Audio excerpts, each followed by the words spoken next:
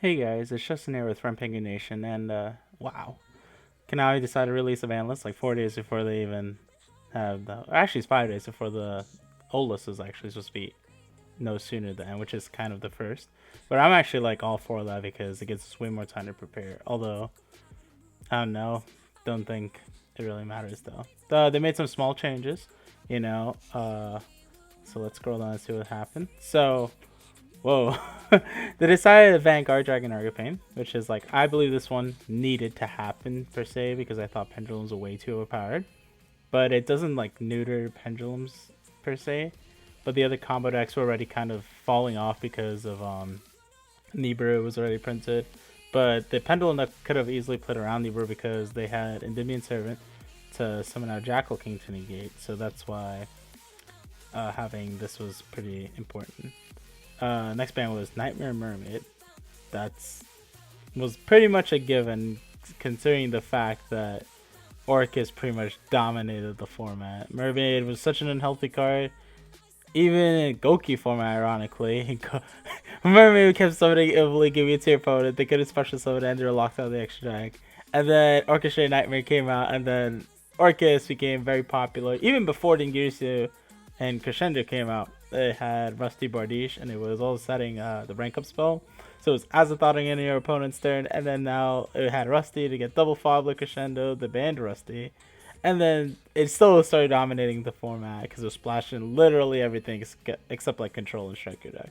So everybody kind of expected this one, which is fine. Nobody seems to super mind that. I still think Orcus are going to be a tier 1 deck after, even with Mermaid being banned. I'll get into that later on. So that seems to be it for the Forbiddens.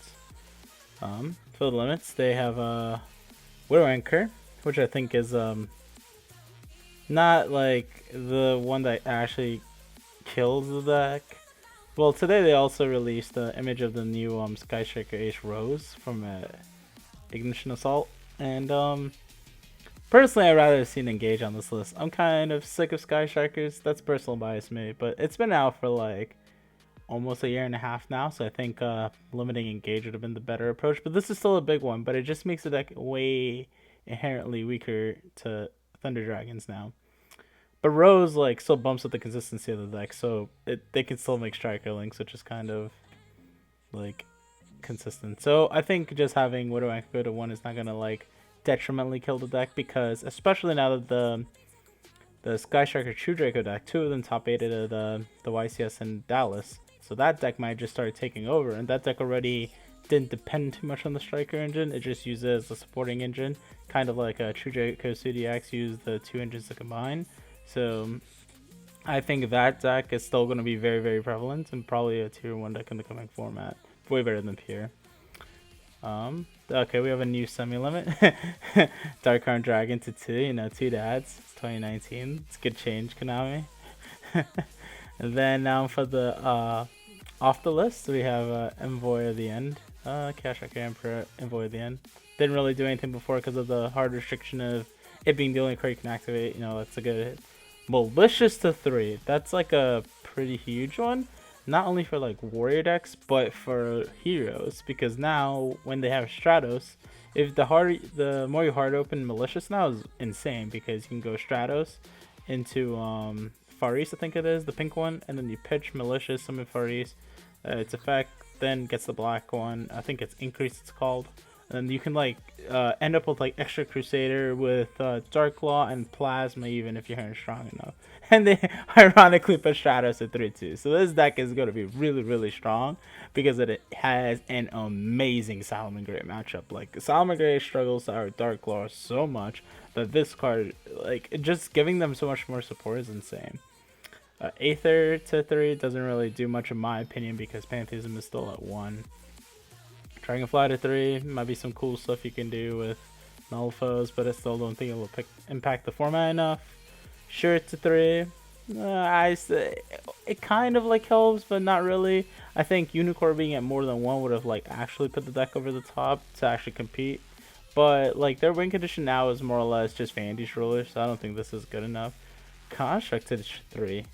So I think this is fine, considering now they banned Fairy Tale Snow, because Snow was like the main reason why I disliked like any like shadow splashable decks or so. So I think this is fine. A Royal Tribute to 3. Um, I I guess like it doesn't really do much in my opinion. And Super Rejuvenation to 3. Um, that one I think is more or less to sell the Dragon Maid support. With Tempest being our only Dragon Ruler, it doesn't like really threaten too much like stupid stuff to happen. But like with Lightning and Tempest, both legal, it still can cause some shenanigans, especially for Romulus. So I think they can do some really cool stuff with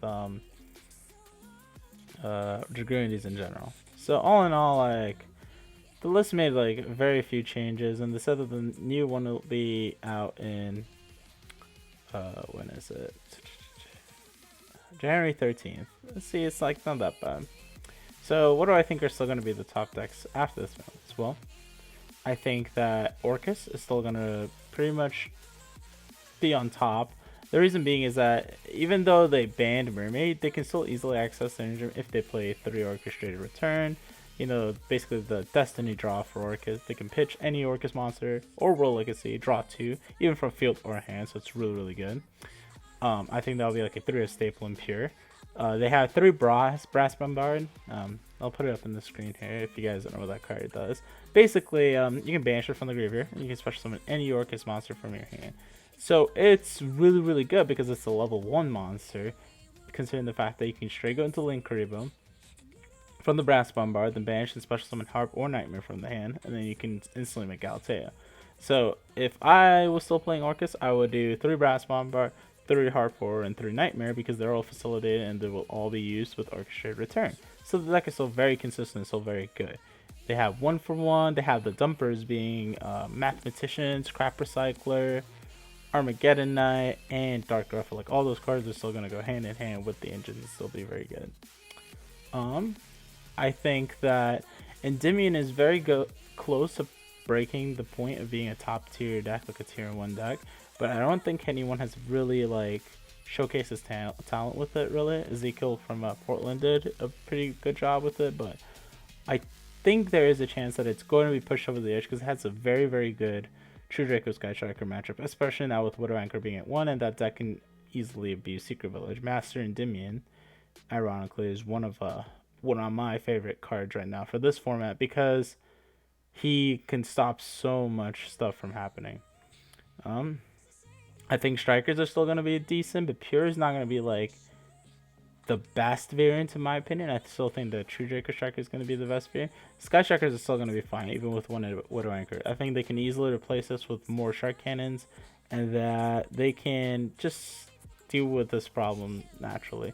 There was no hits to Salamangreat, which was pretty interesting, but they were pretty hit hard in the last list.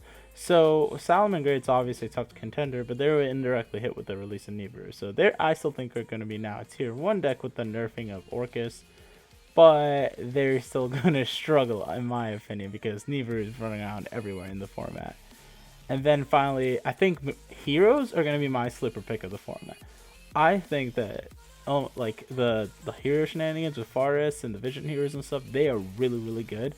And since Salamander is probably going to be one of the more popular decks of the format, I think that hero is going to pop off and beat that deck very well.